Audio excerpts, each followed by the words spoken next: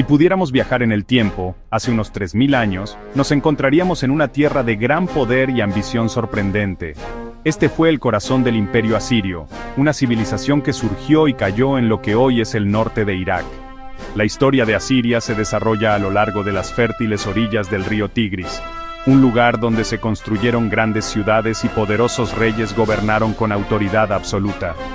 Desde aproximadamente el siglo XIV a.C. hasta su dramático colapso alrededor del 609 a.C., Asiria dominó el antiguo Oriente Próximo. Fue un imperio construido sobre el poder militar, una administración sofisticada y una profunda comprensión del poder de las imágenes. Los asirios eran más que solo conquistadores, eran maestros contadores de historias. Pero sus historias no solo estaban escritas en tablillas de arcilla, estaban talladas en piedra, a una escala monumental. Estas esculturas fueron diseñadas para asombrar, para intimidar y para comunicar un mensaje muy específico sobre la naturaleza del poder y el orden del cosmos. Caminar por los pasillos de un palacio asirio era caminar a través de una narrativa cuidadosamente construida de logros reales y favor divino. Cada panel tallado, cada imponente estatua, era un capítulo en la historia épica del rey y su imperio. Una historia destinada a ser leída por dioses inmortales, por igual por toda la eternidad. Entender la escultura asiria es entender la mente asiria, es ver el mundo a través de sus ojos, un mundo de lucha constante, voluntad divina y la importancia suprema del rey como intermediario entre los cielos y la tierra. Estas obras de arte no son meramente decorativas, son documentos históricos, propaganda política y declaraciones teológicas, todo en uno. Nos ofrecen una visión directa y sin filtros de los valores y creencias de una civilización que, por un tiempo, fue la más poderosa de la tierra. El arte de los asirios no surgió de la nada.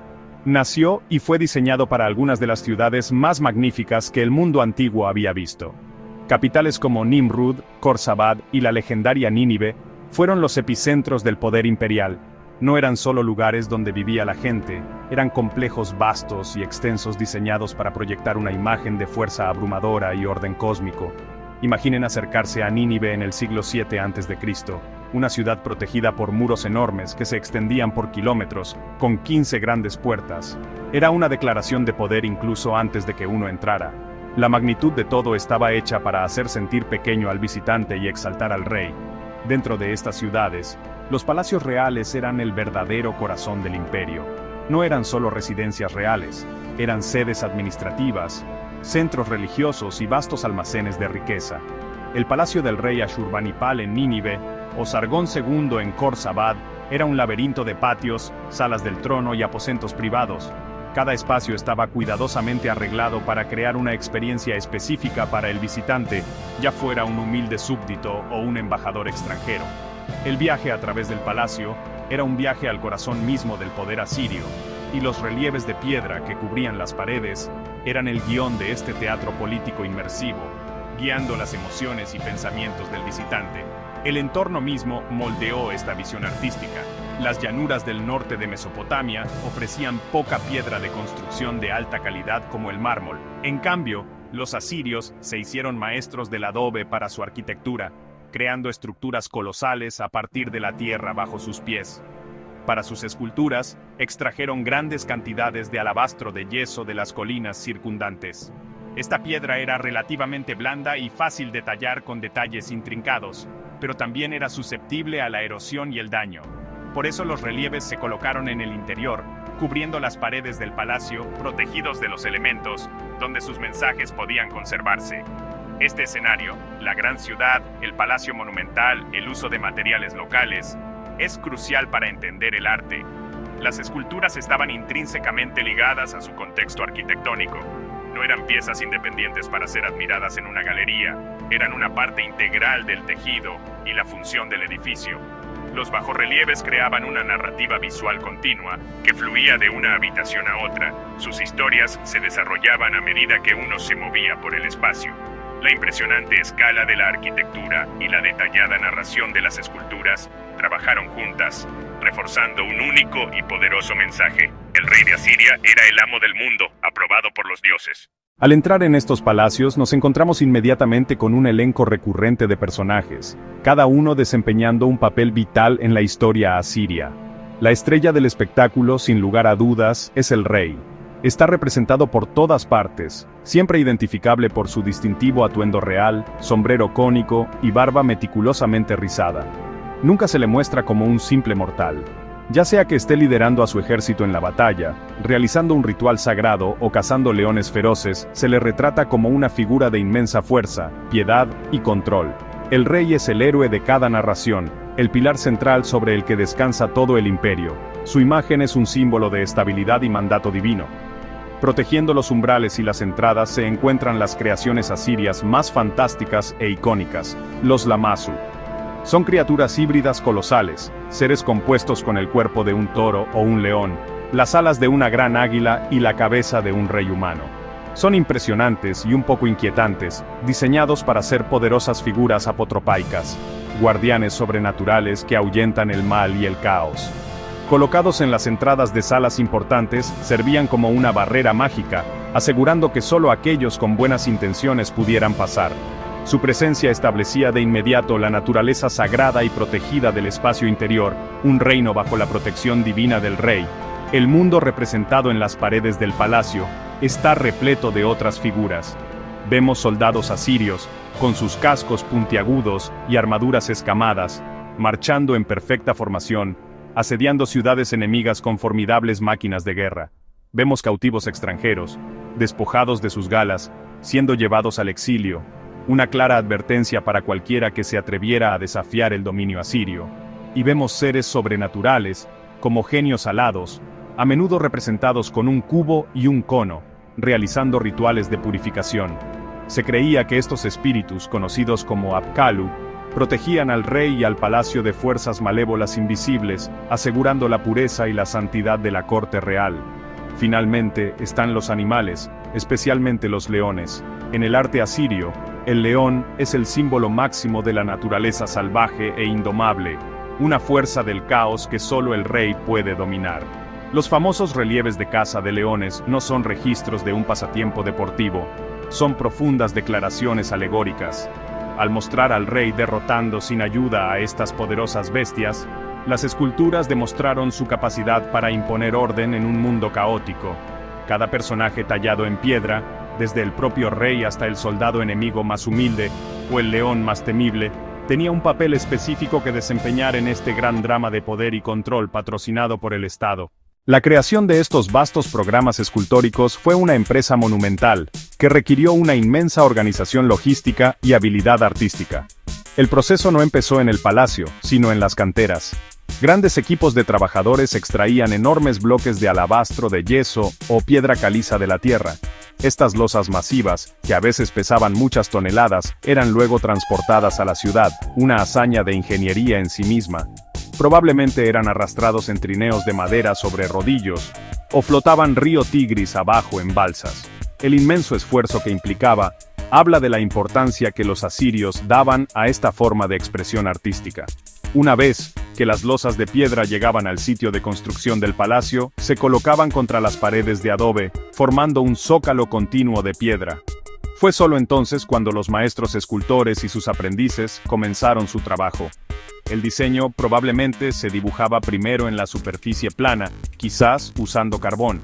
Un artista principal habría trazado la composición principal, asegurándose de que se ajustara a las estrictas convenciones artísticas y requisitos narrativos dictados por el rey y sus escribas.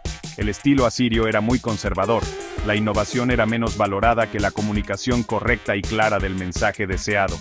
El proceso de tallado en sí era un oficio meticuloso y laborioso. Los escultores trabajaban con herramientas sencillas hechas de bronce y más tarde de hierro. Usaban cinceles, punzones y taladros para cortar cuidadosamente la piedra de fondo, dejando las figuras en bajorrelieve. Esta técnica, conocida como bajorrelieve, era ideal para crear escenas narrativas detalladas que podían leerse como una tira cómica. Los detalles finos, como los intrincados patrones en la ropa, la musculatura de hombres y animales, y los rizos individuales de una barba, eran incisos minuciosamente en la superficie.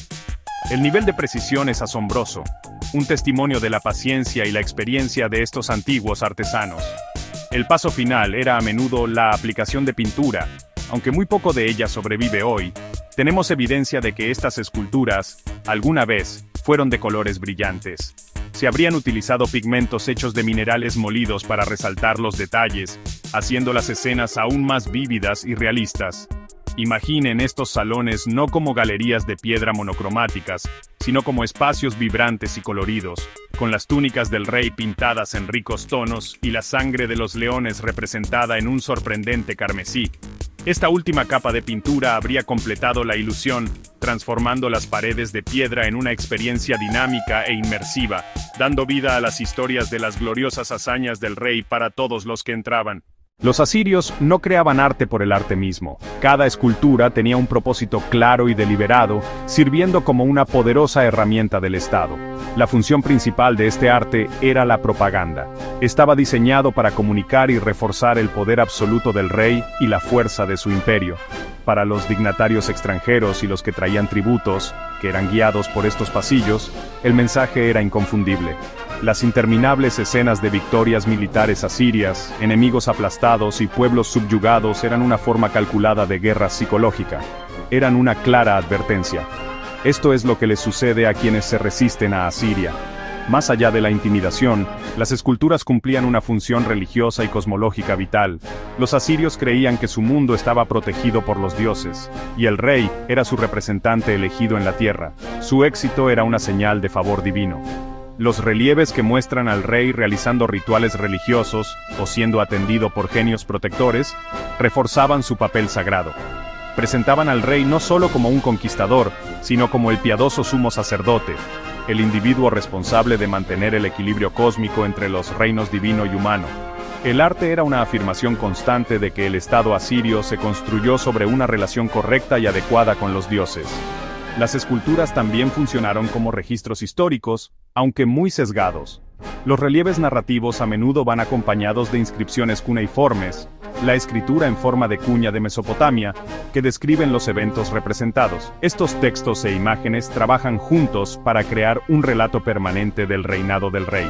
Documentan sus campañas militares, sus proyectos de construcción y su piedad. Por supuesto, esta es una historia escrita exclusivamente por los vencedores. Las derrotas nunca se muestran, y la destreza del rey siempre es exagerada. El objetivo no era crear un relato objetivo, sino forjar un legado idealizado y eterno para el rey. Finalmente, estas obras de arte estaban destinadas a una audiencia que incluía a los propios dioses. Al tallar estos gloriosos logros en piedra, los asirios creían que los hacían permanentes y reales para siempre. Presentaban un registro de las acciones del rey a los poderes divinos, demostrando que había cumplido sus deberes reales de expandir el imperio y mantener el orden, tal como ellos lo habían ordenado. En este sentido, los palacios no eran solo para ojos humanos. Eran espacios sagrados donde el legado del rey estaba inscrito en la propia fábrica del cosmos, una súplica de continuo apoyo divino y una garantía de su propia inmortalidad. Entre todas las maravillas de la escultura asiria, nada captura tanto la imaginación como el Lamassu. Estos colosales centinelas de piedra son la creación insignia del arte asirio, una fusión perfecta de poder, inteligencia y misterio divino. Típicamente tallados de un solo y masivo bloque de alabastro, custodiaban las puertas principales de las ciudades y las entradas a las salas del trono dentro de los palacios reales. Su tamaño, a menudo superando los 4 metros de altura, estaba diseñado para inspirar una profunda sensación de asombro y reverencia en todos los que se acercaban. Pasar entre dos de estas magníficas bestias era dejar el mundo ordinario atrás y entrar en un reino de poder sagrado. La genialidad del Lamassu radica en su ingenioso diseño compuesto. Combina el cuerpo de un toro, que simboliza la fuerza y la fertilidad, o de un león, que simboliza el coraje y la realeza, con las amplias alas de un águila, que representan lo divino y lo celestial. Rematando todo está la cabeza tranquila y barbuda de un hombre, que simboliza la inteligencia. El rostro de este hombre es, de hecho, un retrato idealizado del rey reinante. El Lamassu es, por lo tanto, una representación de las propias cualidades del rey. Posee la fuerza de un toro, el coraje de un león y la sabiduría de un hombre, todo bajo la protección de los dioses. Es una pieza de simbolismo real compleja y poderosa. Una de las características más notables del Lamassu es que está esculpido con 5 patas. Esto no es un error anatómico, sino una brillante convención artística, diseñada para que la criatura parezca completa, desde 2 puntos de vista diferentes. Cuando ves el Lamassu de frente, Al acercarte a la puerta, ves dos patas. Y la criatura parece estática, fuerte e inmóvil, un guardián formidable que bloquea tu camino. Pero a medida que empiezas a pasar por la puerta y lo ves de lado, ves cuatro patas, con una pata hacia adelante, dando la clara impresión de que la criatura camina a tu lado. Está tanto quieto como en movimiento al mismo tiempo. El Lamassu, por lo tanto, no es solo una estatua, es una experiencia interactiva. Se relaciona con el visitante mientras éste se mueve por el espacio arquitectónico. Encarna los principios fundamentales de la creencia asiria, la necesidad de la protección divina, el poder abrumador del Estado y el papel central del rey como gobernante sabio y potente. Estos guardianes de piedra silenciosos encapsulan la esencia de la cosmovisión asiria. Son un testimonio de una cultura artística que supo combinar el poder puro con una sofisticada profundidad intelectual y simbólica, creando algo verdaderamente inolvidable que nos sigue cautivando miles de años después. Si el Lamassu representa el poder protector del rey, los relieves reales de la cacería de leones representan su poder activo y dominante sobre el mundo natural. Estas secuencias, particularmente las creadas para el rey Ashurbanipal en su palacio en Nínive, son ampliamente consideradas las obras maestras del arte asirio. No son simples escenas de caza, son eventos altamente coreografiados y ritualistas que tienen lugar dentro de una arena controlada. Los leones, capturados en la naturaleza, eran liberados de jaulas a un espacio cerrado por un círculo de soldados con escudos, para que el rey los cazara desde su carro o a pie. Esto no era un deporte, era un espectáculo público, una ceremonia de estado de la más alta importancia. El detalle artístico en estos relieves es impresionante. Los escultores capturaron la cruda agonía y el poder de los leones, con un naturalismo y una empatía asombrosos. Vemos a los animales en todas las poses imaginables, agachados para saltar, rugiendo desafiantes y retorciéndose en la agonía de la muerte, con flechas atravesando sus cuerpos. Los artistas prestaron una atención increíble a la anatomía de los animales, representando músculos tensos, melenas erizadas y mandíbulas gruñendo. Esta representación compasiva de los leones no fue accidental. Al mostrar el inmenso poder y ferocidad de la bestia, los artistas simultáneamente magnificaron el poder aún mayor del rey que podía derrotarla. En marcado contraste con la representación emocional y dinámica de los leones, el rey siempre es representado como tranquilo, sereno y en completo control. Ya sea que esté tensando su arco o blandiendo su lanza, su expresión es de determinación concentrada. Él es la encarnación del orden, mientras que el león es la encarnación del caos. La caza, por lo tanto, es una poderosa alegoría del deber fundamental del rey, proteger a su pueblo venciendo las fuerzas caóticas y peligrosas que amenazan el mundo ordenado del imperio. Es una recreación simbólica del triunfo de la civilización sobre la naturaleza salvaje y del orden asirio sobre el caos de sus enemigos. Estos relieves sirvieron como un recordatorio permanente de la suprema destreza marcial y ritual del rey. Después de la caza, se mostraría al rey derramando una libación sobre los cuerpos de los leones muertos, un acto religioso para apaciguar sus espíritus y agradecer a los dioses por la victoria.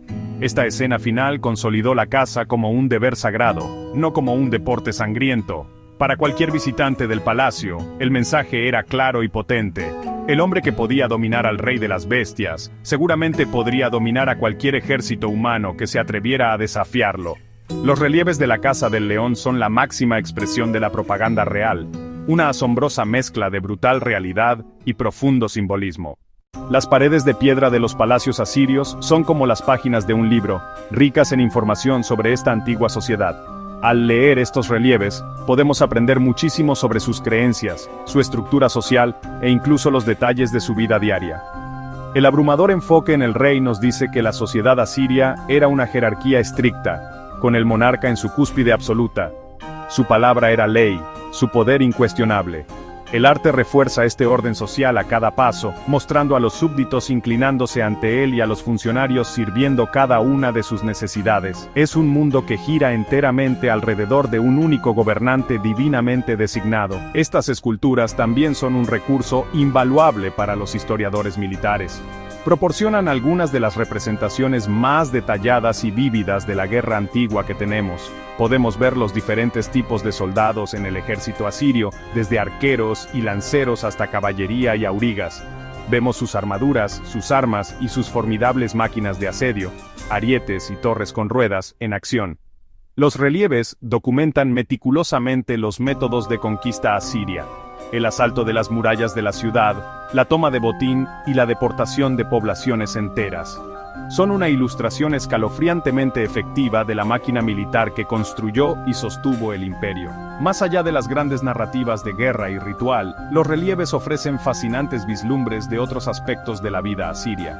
Vemos músicos tocando liras y arpas durante los banquetes reales. Vemos sirvientes llevando muebles y preparando comida. Vemos los tipos de barcos que usaban para cruzar ríos, los tipos de cultivos que cultivaban y los diferentes animales que criaban. Las intrincadas tallas de ropa, joyas y peinados proporcionan un catálogo detallado de la moda asiria y los símbolos de estatus. Si bien el enfoque siempre está en la élite, estos detalles incidentales nos ayudan a construir una imagen más completa y texturizada de su mundo. En última instancia, las esculturas revelan una profunda creencia asiria en un orden divinamente sancionado. Veían el universo como un lugar donde las fuerzas del caos siempre amenazaban con invadir, y era el deber sagrado del rey mantener el orden a través de la vigilancia constante, el ritual y la acción militar. Su arte refleja una cosmovisión que es a la vez confiada y ansiosa, confiada en su propio poder y favor divino, pero ansiosa por las amenazas siempre presentes desde más allá de las fronteras del imperio. Las esculturas son un testimonio de su intento de imponer una realidad permanente, ordenada e inquebrantable en un mundo volátil, grabándola en piedra para toda la eternidad. El imperio asirio finalmente se desmoronó, sus grandes ciudades fueron saqueadas y enterradas por la arena, sus historias aparentemente perdidas en el tiempo, pero las esculturas de piedra perduraron. Cuando fueron desenterradas a mediados del siglo XIX, cambiaron fundamentalmente nuestra comprensión del mundo antiguo. Revelaron una civilización perdida de increíble poder y sofisticación, haciendo retroceder la línea de tiempo aceptada del arte monumental y la ambición imperial. Proporcionaron un vínculo tangible con el mundo del Antiguo Testamento, dando vida a nombres como Nínive y reyes como Sargón. Por primera vez, el mundo moderno pudo mirar directamente a la cara de la antigua Asiria. Hoy en día, estas maravillas atemporales siguen teniendo una inmensa importancia. Para historiadores y arqueólogos, son documentos de fuente primaria de un valor inigualable. Ofrecen una perspectiva rica, detallada y únicamente asiria de su historia, religión y cultura. Nos permiten cotejar y visualizar los relatos de sus enemigos y vecinos, creando una imagen más matizada del antiguo cercano Oriente. Los textos cuneiformes que los acompañan desvelaron los secretos de su lengua y administración, abriendo un campo de estudio completamente nuevo. Estos relieves no son solo arte, son una biblioteca de información tallada en piedra. Para artistas y amantes del arte, la escultura asiria sigue siendo una fuente de asombro e inspiración.